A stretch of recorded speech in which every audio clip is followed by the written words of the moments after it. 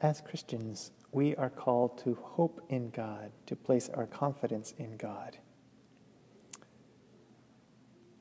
That is sometimes difficult for us, to rest first and foremost and fundamentally on God, that we set our pylons, our stabilizing pylons in God alone, and how God sees us.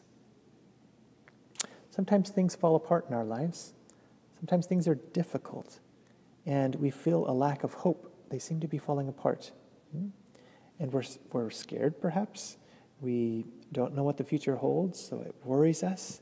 We can't sense God's presence there.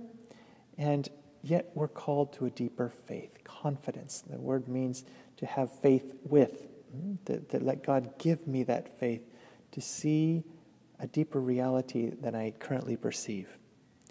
St. Ignatius says this in one of his letters: "The more desperate things seem, the more we must hope in God.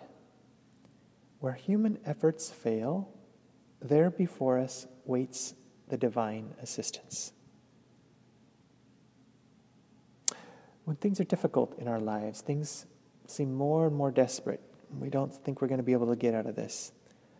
The more that happens, the more we must sink our roots deep in God, go to more prayer, more offering of self, more giving of myself, more prayer and perhaps penance. The more we must hope in God, the more desperate things seem on the natural level. Things are falling apart for a situation, for a loved one, for something going on in my life. The more I must hope in God. Where human efforts fail, there before us waits the divine assistance. Now this is the beauty.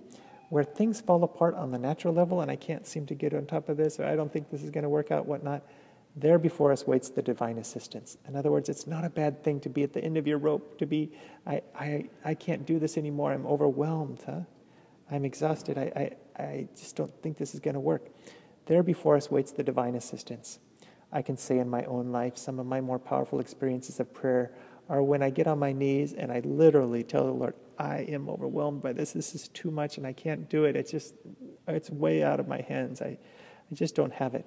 And there God comes into my life in a new and powerful way soon after that prayer.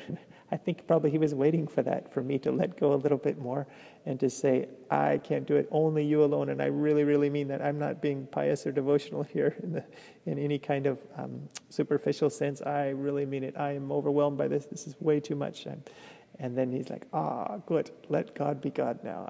Here I come, Here I come, the divine rescuer. So those are good moments in our life where we really get on our knees and we just entrust everything radically to God, because we know that only he can assist us. Only he can remedy some situation which is beyond our abilities to even understand or to even make any significant impact in any way about this situation. There before us waits the divine assistance. My human efforts have failed. There seems to be nothing else I can do. I turn it over to the Lord and let him work the miracle. And God, in his time, will work the miracle. He knows what he's doing. He's drawing some great good out of that. And you and I must hope more deeply in God. And to make an act of hope is a desire. It's an act of the will. I hope in you, Lord. I trust in you, even though I don't see how this is going to work. Even though on the natural level, I think it's all falling apart and I don't see any hope or future here. But I hope in you. I trust in you. St. Monica did that with her son Augustine, the great St. Augustine, one of the greatest of all saints. She never gave up. She kept going deeper in hope. Even as her son was going further and further off the deep end, she went deeper in hope.